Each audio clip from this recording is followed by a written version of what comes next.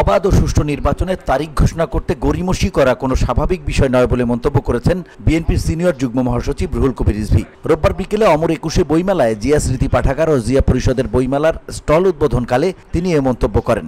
সবচেয়ে বড় আলমা ম্যাটার, সবচেয়ে বড় বিদ্যাপীঠ ঢাকা বিশ্ববিদ্যালয়ের পাশেই এই ঐতিহ্যটি গড়ে উঠেছে।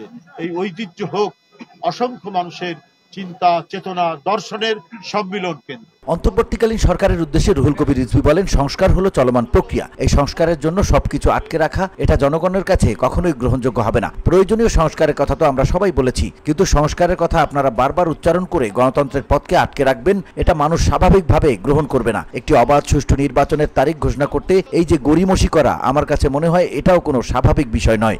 যেখানে অসংখ্য মত এবং চিন্তার সন্নিবেশ ঘটনা না হয়, সেই সমাজ ক্রমান্বয়ে অন্ধকারে ডুবে যেতে পারে। সেই অন্ধকারে ডুবিয়ে দেওয়ার চেষ্টা করেছিলেন যে সরকারটি গত বছর ৫ই আগস্টের দিন এই দেশ থেকে পালিয়ে গিয়েছে। এ সময় উপস্থিত ছিলেন বিএনপি চেয়ারপারসনের উপদেষ্টা ও মুক্তিযোদ্ধা আব্দুল সালাম। তিনি বলেন, মানুষের হারিয়ে যাওয়া অধিকার ফিরিয়ে দিতে হবে এই অন্তর্বর্তীকালীন সরকারকে। দেশে গণতন্ত্র প্রতিষ্ঠা করতে হবে এই সরকারকেই। আর গণতন্ত্র প্রতিষ্ঠার মূল লক্ষ্য ভোটাধিকার।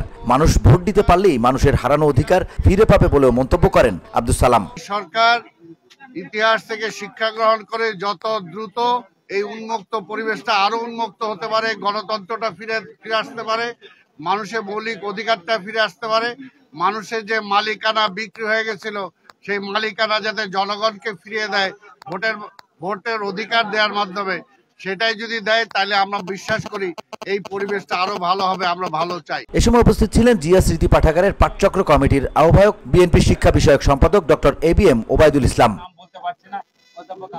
VOD Bangla news desk.